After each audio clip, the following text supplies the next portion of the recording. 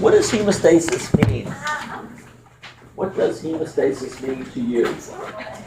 Tina?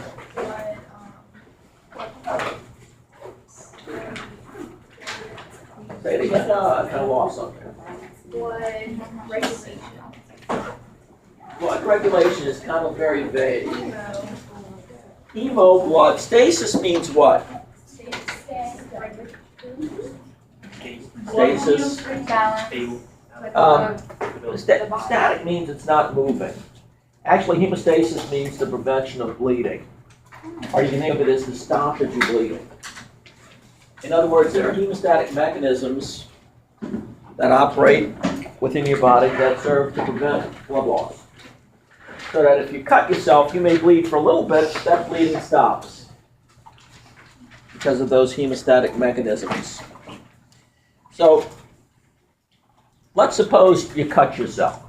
Let's say you're using a scalpel for the first time, and you cut yourself. When you cut through the skin, okay, and specifically when you cut through the dermis, you're cutting through small blood vessels. You know that because you looked at the skin under the microscope in AP1, and you know that the layer of the dermis is very vascular. So, what is it that stops the bleeding once it starts? Well, the first thing that occurs in hemostasis is the blood vessels that are damaged undergo spasm. And this is a reflex type of activity that occurs within seconds of the damage. And it helps to reduce blood loss. Think of it like this. If you have a very wide diameter hose, you can lose more water through it, or it can pump more water than a hose that has a very narrow diameter. Well, the same thing holds true for blood vessels. If they undergo spasm and get a smaller diameter, then you're going to have less blood loss. The second thing that happens is platelets adhere to the site of the damage and form a little temporary plug that will begin to stop the bleeding. In the meantime, the coagulation factors that circulate through the blood become activated. Okay. We refer to this system of activation of the coagulation factors as the coagulation cascade. In fact, the last coagulation factor within this cascade to undergo activation is a factor called fibrinogen. Fibrinogen is a protein that circulates throughout the blood in an inactive form. Now, you know it's inactive because it has the OGEN ending.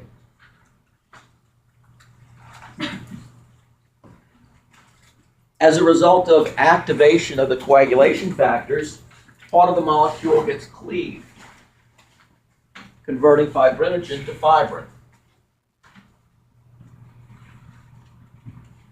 Fibrin doesn't dissolve within the plasma.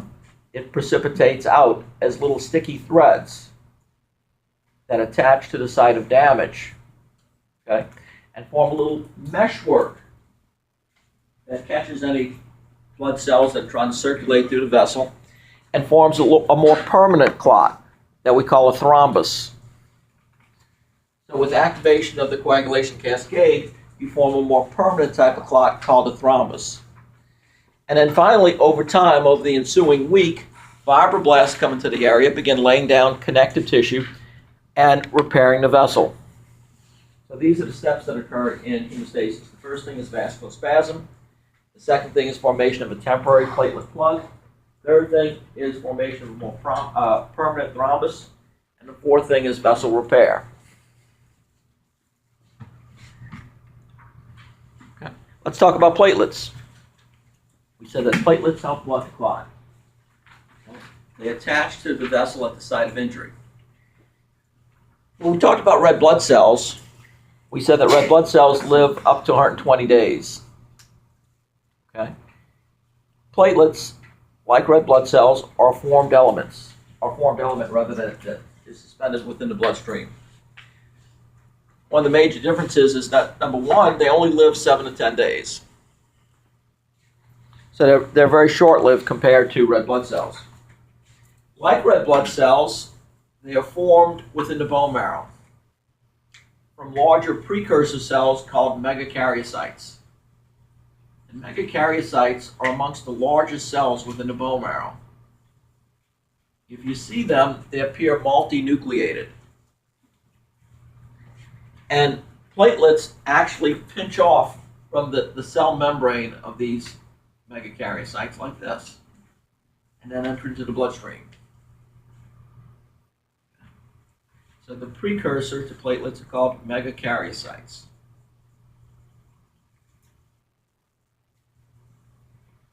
Platelets are not cells. They're just fragments of a cell. Okay, fragments of a megakaryocyte. Now, when we talked about red blood cells,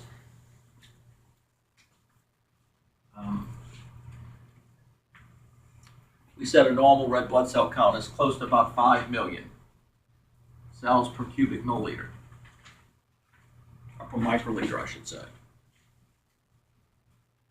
Okay.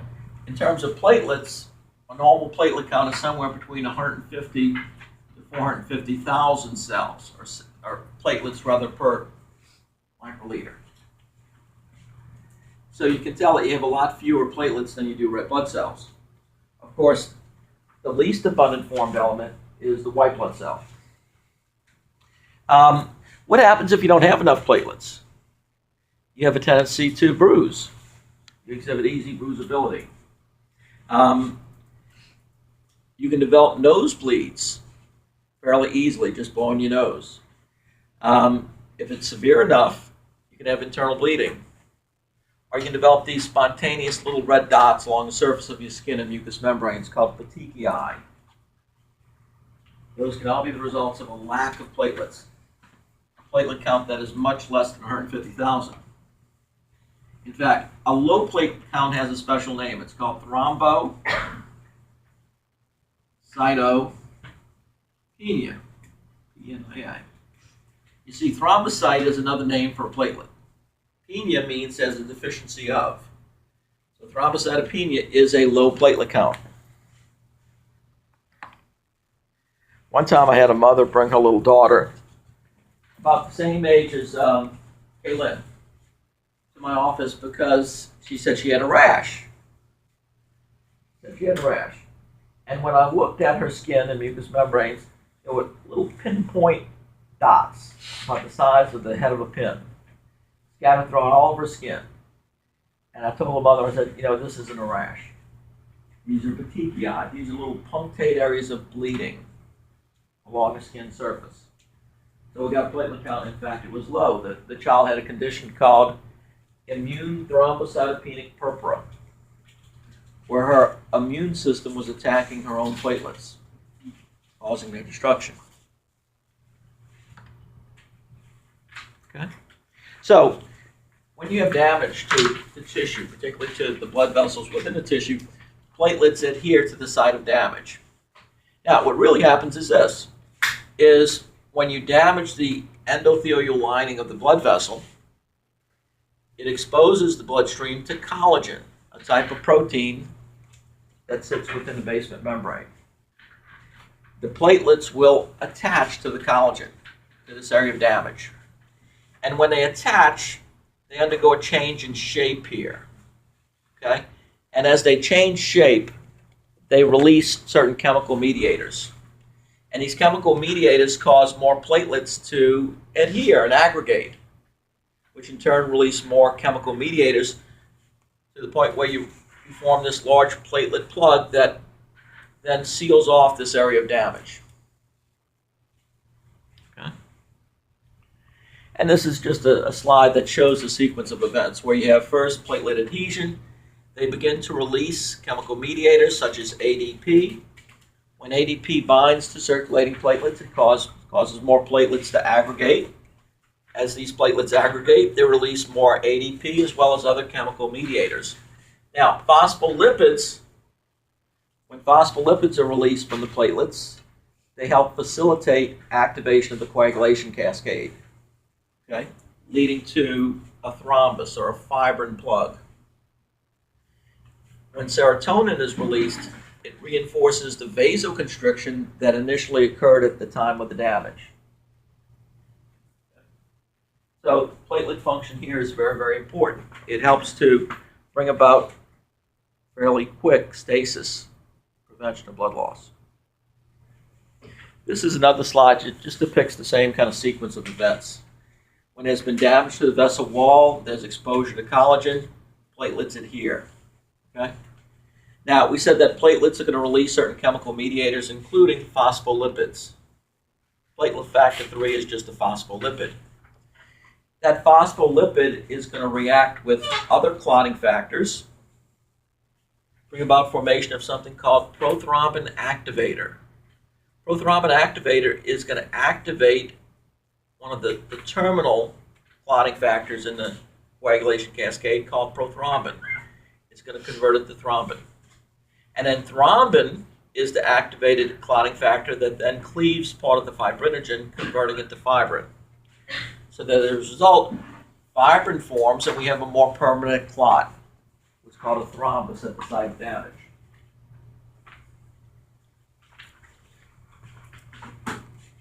Okay, so I talked about this coagulation cascade. What is a cascade?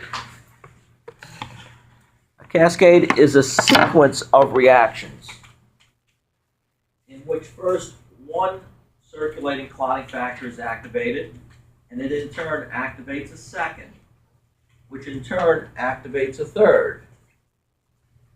Okay? And there are a total of about 13 different clotting factors within a cascade.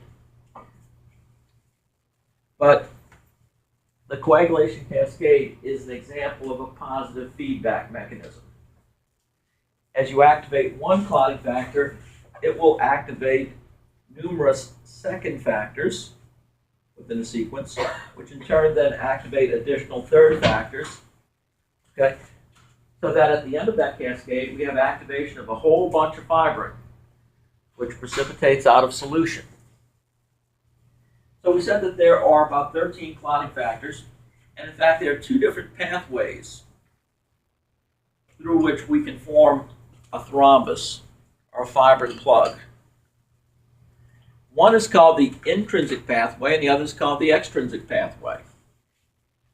So if you look at up here, it shows this is the extrinsic pathway, this is called the intrinsic pathway. The extrinsic pathway is so named because the trigger for activation of this pathway comes from outside of the bloodstream. If there is damage to tissue, those cells within the tissue release what's called tissue factor that diffuses through the vessel wall into the bloodstream, and it activates inactive clotting factor 7. When 7 is exposed to tissue factor in the presence of calcium, it becomes activated.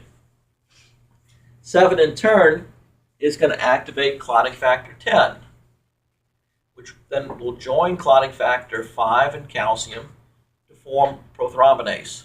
Well, prothrombinase is just another name of prothrombin activator. I mentioned it down here. Prothrombin activator is going to activate prothrombin, converting it to thrombin, which in the presence of calcium is going to convert fibrinogen to fibrin. So you have these loose, sticky threads that precipitate out of solution, and when they do so, they form like a network or a meshwork within the bloodstream that trap formed elements and cause the blood to clot. Okay? So that's called the extrinsic pathway. It's called extrinsic because tissue factor comes from outside the bloodstream. Another pathway through which blood can clot is called the intrinsic pathway. In this pathway, the trigger for activation comes from within the blood vessel. Okay? When there's been damage to the endothelium, there's exposure to collagen. And collagen is going to trigger activation of clotting factor 12, which in turn activates clotting factor 11, which in turn activates 9, which joins with 8 and platelet phospholipids and calcium to activate 10. 10 joins with 5 and calcium to form prothrombin activator. Okay? This series of steps here from the formation of prothrombin activator to formation of thrombin and fibrin. This is referred to as the final common pathway. This sequence here is shared by both the extrinsic and intrinsic pathways.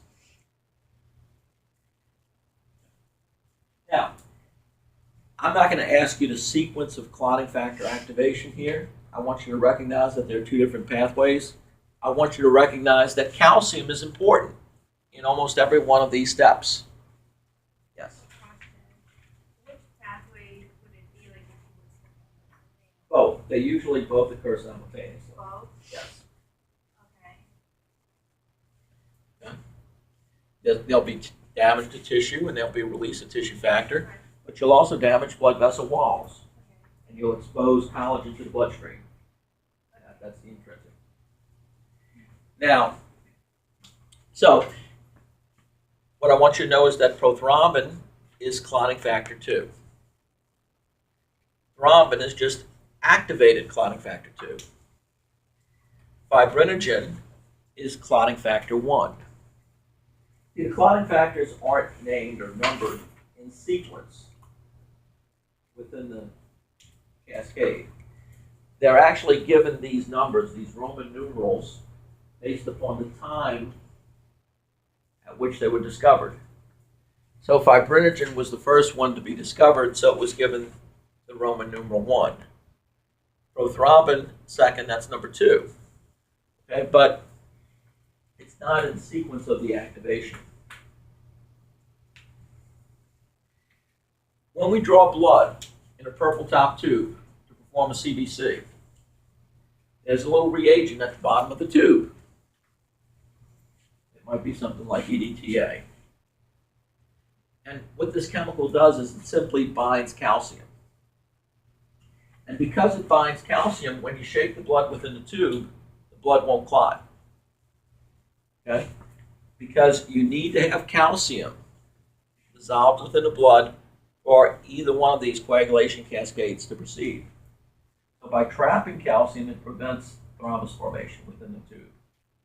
If you draw blood in a red top tube where you don't have any type of reagent at the bottom of the tube, that blood's going to clot.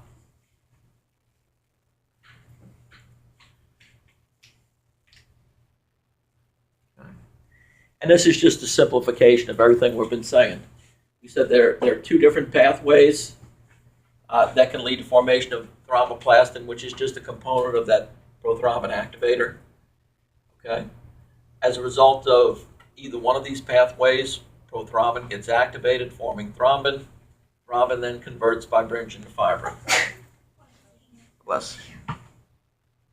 Okay, so this is a fibrin mesh, as seen under an electron microscope. These are those sticky threads, okay, that form a meshwork at the site of injury to a blood vessel.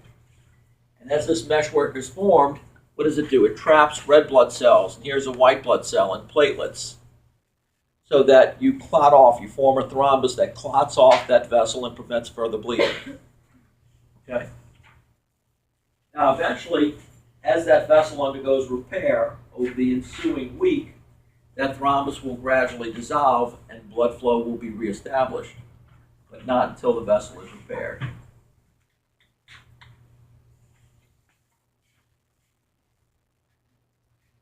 Okay? So, let's talk about some conditions that are associated with increased bleeding. Platelet abnormalities. You have two major types of platelet abnormalities that can lead to bleeding or easy bruisability. Number one is thrombocytopenia. You have deficiency in platelet numbers.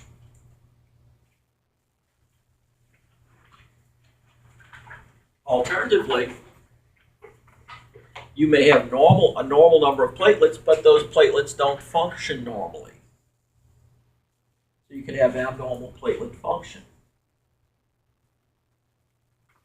I'll give you an example. Let's go back and look at platelets. We said that this aggregation of platelets is very important in the initial formation of a platelet plug that stops bleeding. Do you know that aspirin inhibits platelet aggregation? that people who are taking daily aspirin therapy, perhaps for heart disease, tend to bruise more easily.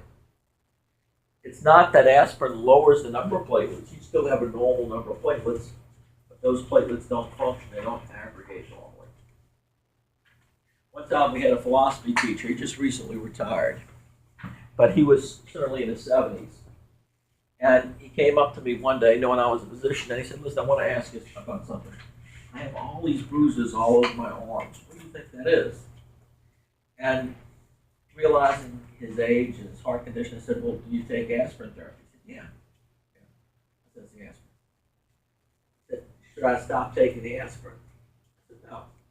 It tells you that the aspirin is doing its job."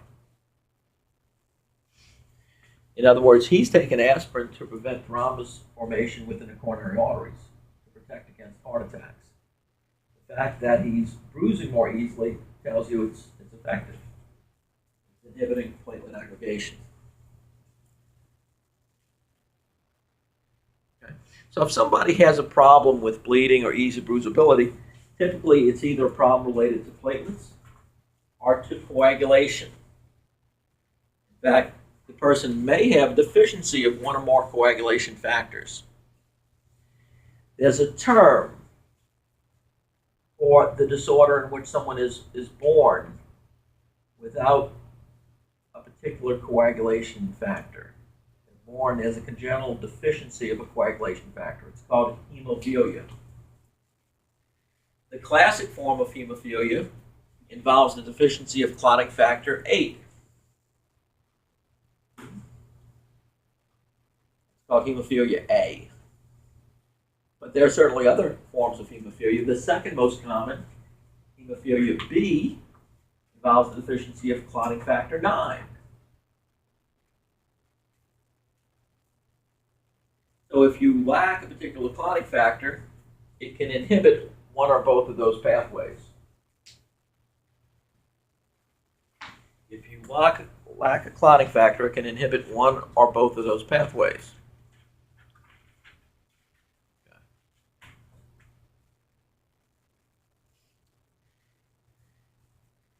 Have y'all ever heard of vitamin K? Where do you find vitamin K and what types of foods? Green leafy vegetables. Yeah, your broccolis. Kale. Everyone loves kale. Kale. So Kaylin loves her kale. Lettuce. Lettuce. What else? Brussels sprouts. Yeah. Okay, that was Brussels sprouts. Asparagus. Asparagus. Asparagus. Yeah. I like asparagus. The only thing is, well, you know about asparagus. No, I don't. You ever urinate after eating asparagus? I've never paid attention to that. All right, next time you eat asparagus and you go to urinate, notice that your urine now has a more pungent odor. Yeah. Check it out. Go eat some asparagus today. All right. Now, the reason I bring up vitamin K is you may remember, or maybe you don't know if you haven't taken nutrition, but it's a fat-soluble vitamin. That its absorption depends upon absorption of fat. Okay, and in fact, there are 4 fat-soluble vitamins: A, D, E, and K. Those are your fat-soluble vitamins. You may remember that Macy made up a mnemonic for this, I literally just which told was, her that. Amy don't even know she's fat. Yeah. So those are your fat-soluble vitamins. The reason I bring up vitamin K is that the liver requires vitamin K to produce several of these clotting factors. 2, which is prothrombin, 7, 9, and 10. So these clotting factors are known as vitamin K dependent factors. Vitamin K dependent factors.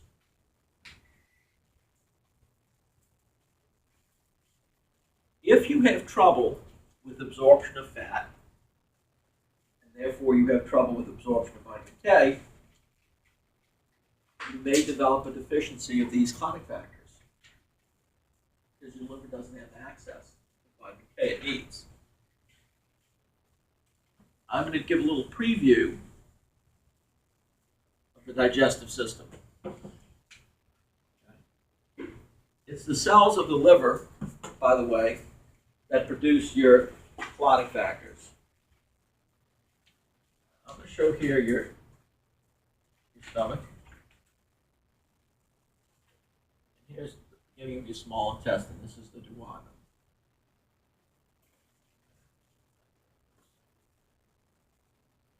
Okay. Now, the liver produces bile carried by certain ducts.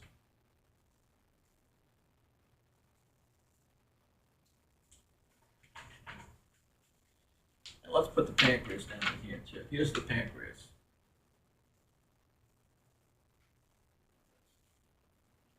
And the reason I show that is that the common bile duct passes behind the stomach and through the head of the pancreas like this, before then passing, carrying bile to the small intestine. Along the way, it picks up contents from the pancreatic duct like this. But the idea is that the liver produces bile that gets carried down to the small intestine like this. And that bile is important for the breakdown of fat in your diet. That bile plays an important role in the breakdown of fat. Yeah. So it really is green? Yes. Yes. Because of, like, that's where it absorbs, like, the vitamin K? Well, we're going to get to that. We're going to get to that. So, if you have a big old meal of like Popeye's fried chicken, who eats Popeye's? Anybody here eats Popeye's? Okay. Okay. All right. Drew, we talked about this. Your blood pressure's gone up. You need to change your diet and start running with these two. All right, because what happens? In the aqueous environment of your stomach, that big old fat globule from the fried chicken just sits there. It doesn't mix with the aqueous gastric juice because fat, doesn't mix with water. One is hydrophilic, the other is lipophilic. So, but when that fat, when it reaches the small intestine and mixes with bile, the bile breaks it down into little bitty droplets like this that the pancreatic enzymes can work on to break down the triglycerides so they can be absorbed. But if there's something that inhibits the movement of bile to the small intestine, like you have a big old gallstone here, or let's say you have a cancer in the head of the pancreas that's compressing this bile duct, preventing bile from reaching the small intestine, then fat can't be emulsified. It can't be broken down into little droplets, and it doesn't get absorbed. If you don't absorb the fat because you don't have bile, then you can't absorb vitamin K. Without vitamin K, the liver can't produce 2, 7, 9, and 10. So you develop a condition called a coagulopathy.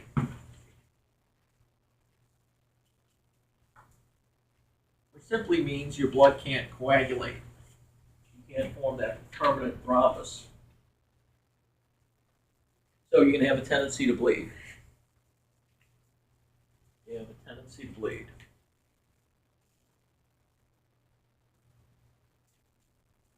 Yeah. I have a question with, like, how you have, like, not calcium, like vitamin K. Now, since calcium plays an important part in the Coagulation cascade. Yeah. So, if you're, like, calcium deficient, then would that be part of it? You would have to be severely calcium deficient. So it's not like... So there would be other problems that would come up long before that. Okay. So vitamin K comes from green leafy vegetables. But you know where else we get some vitamin K from? Bacteria in our gut. So bacteria produce a form of vitamin K that can be absorbed. The reason I bring this up is that sometimes we see this occur in a hospital setting. We'll have somebody that's in the ICU for a period of a month or more, and they'll go through several courses of antibiotic therapy. And those antibiotics will end up wiping out these bacteria in the gut that produce vitamin K. what happens to these patients? They start bruising easily. They develop a coagulopathy because their source of vitamin K is being removed. So that's another cause of deficiency of those vitamin K dependent factors. Now, the cells of the liver not only produce the vitamin K dependent factors, they produce all 13 of the clotting factors. So if you have severe liver disease, one of the symptoms of severe liver disease is easy bruisability because you're not producing any of the clotting factors in sufficient numbers. Okay? And then finally, another cause for bleeding associated with hypocoagulability would be anticoagulant drugs. You have here of heparin or Coumadin. These drugs inhibit synthesis or activation of one or more clotting factors. So for that reason, they cause your blood to be thin, meaning it doesn't clot as readily.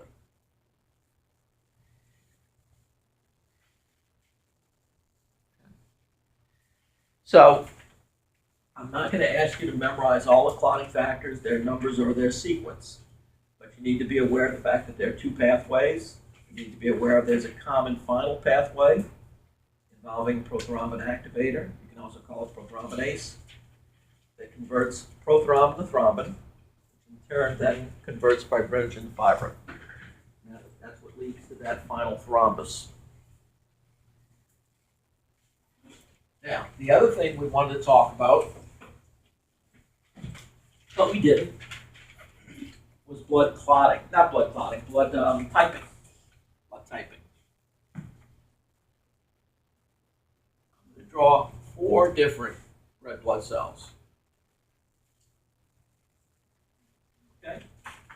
And to the average person, these 4 red blood cells look a lot alike. But to you and I, they look vastly different.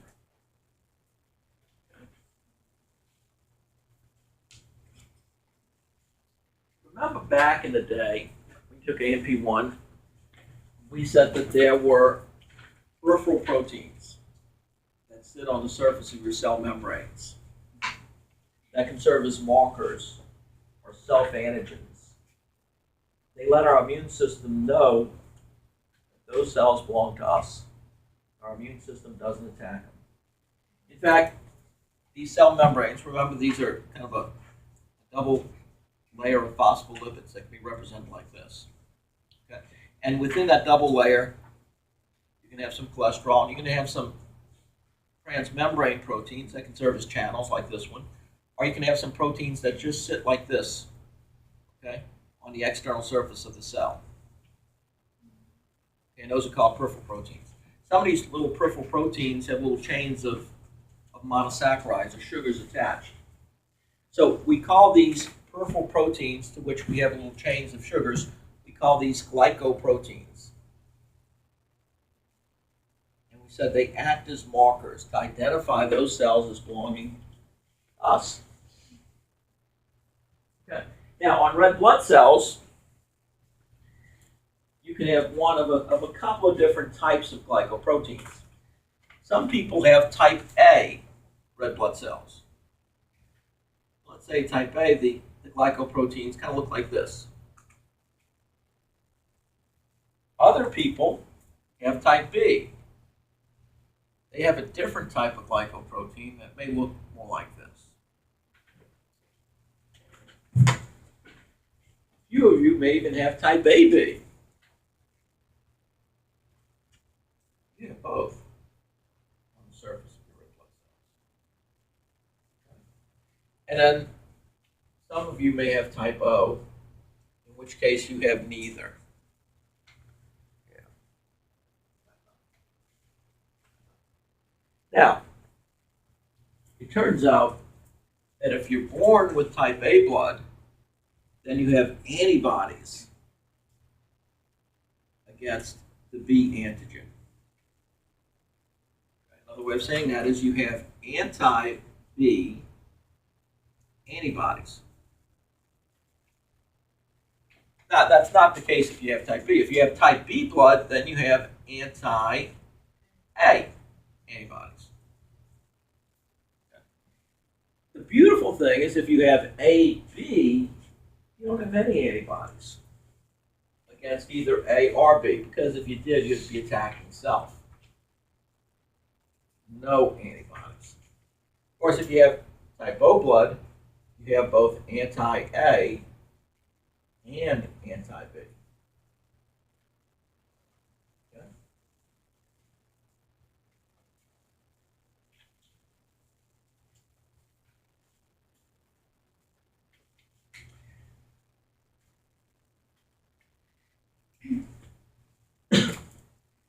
It's because of these antibodies that we want to be particularly careful when we administer somebody blood products.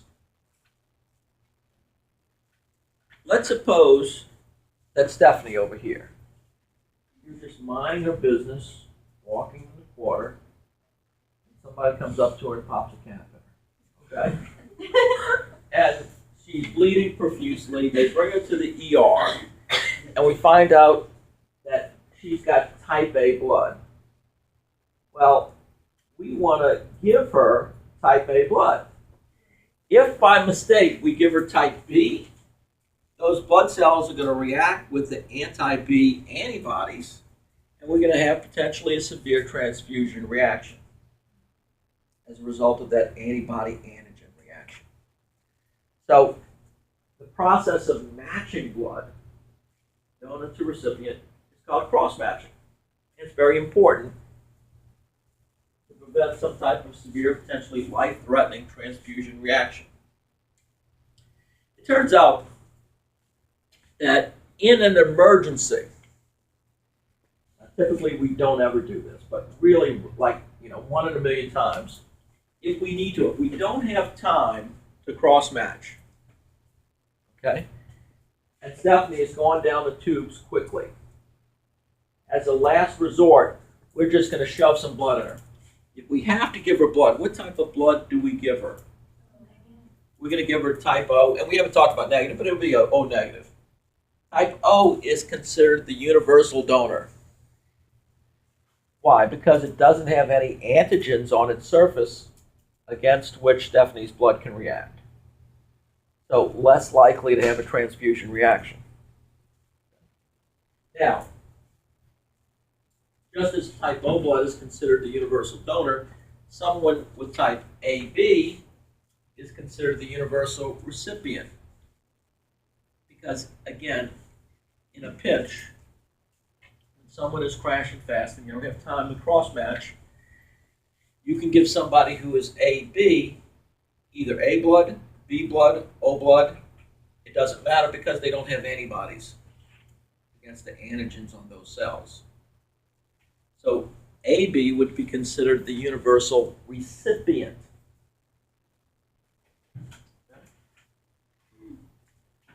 Now, it turns out that each and every one of us has birthed both a mama and a daddy. Okay? And so we inherit a gene for these markers from both parents. So both of these genes influence the type of antigens that are present on the surface of our red blood cells. The makeup of those two genes, from mama and daddy, that's called the person's genotype. Okay? So let's suppose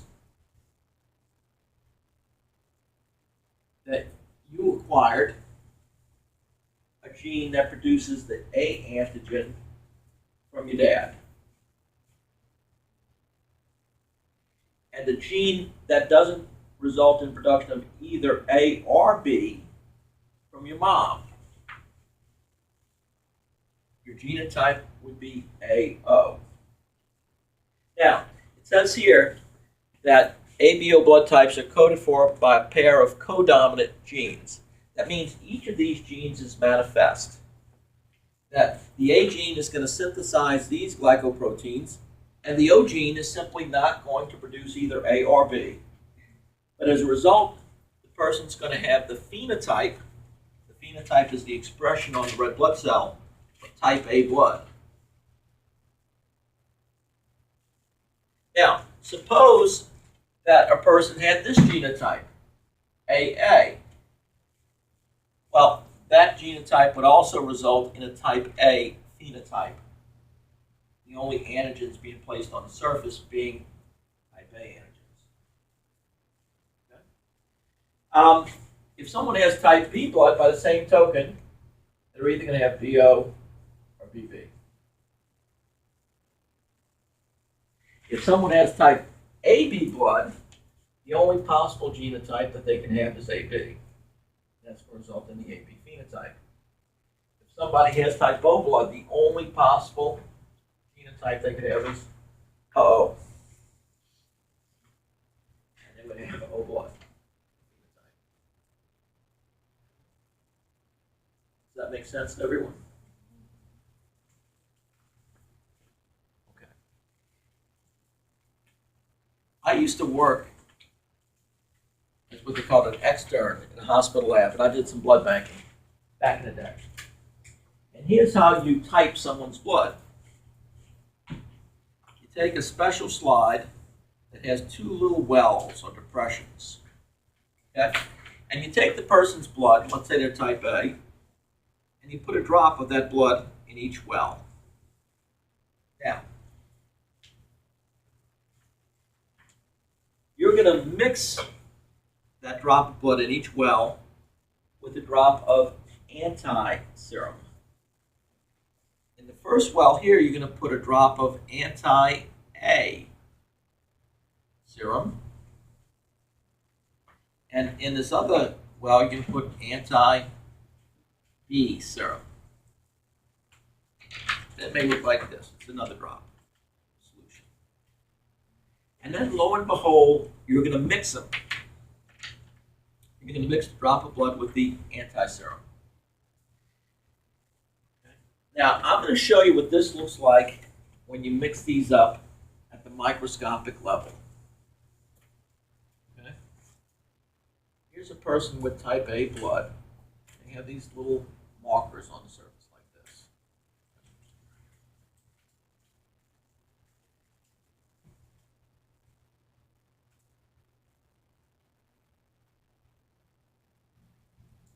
So these antibodies, these anti-A antibodies, look like little Y-shaped molecules. They have little arms that bind to the antigens, like this. Okay. Here's another antibody, anti-A antibody. That's going to bind like this. So when you have binding of antibody to antigen, it's going to result in aggregation or clumping of the red blood cells.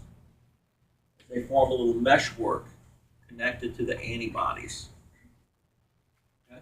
So when you mix the anti-A serum with the red blood cells that contain the A antigen, you're going to see clumping. You see some type of clumping or aggregation. Whereas when you mix anti-B serum with the type A red blood cells, you don't see anything. You just see clear serum.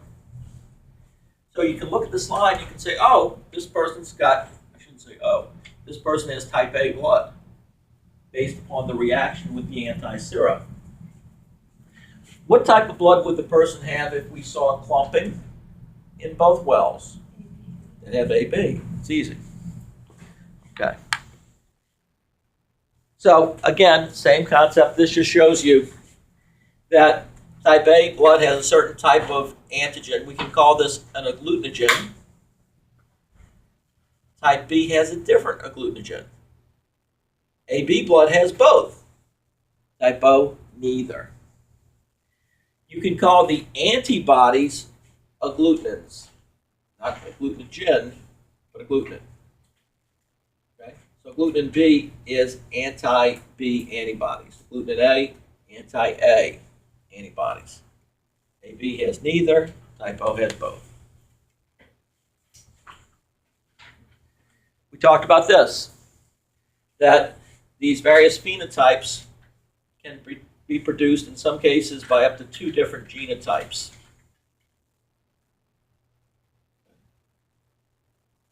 And just to read this, what this shows is that if a person has the genotype OA or AA, in either case, they're going to have the type A phenotype.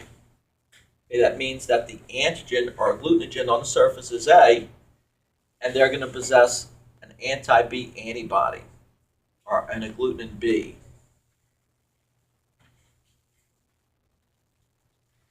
Now, when we see what appears to be clumping within the well, we then take a little bit of that mixture and look at it under the microscope. And we'll see this, we'll see clumping. Whereas here in the second well, where there's no reaction, each of the red blood cells remains unattached to others. Okay, so this is how we type blood. This is what it looks like in real life. This person obviously has type AB blood. Type B, type A, this is type O. Do the math. Just do the math. Everyone here took algebra?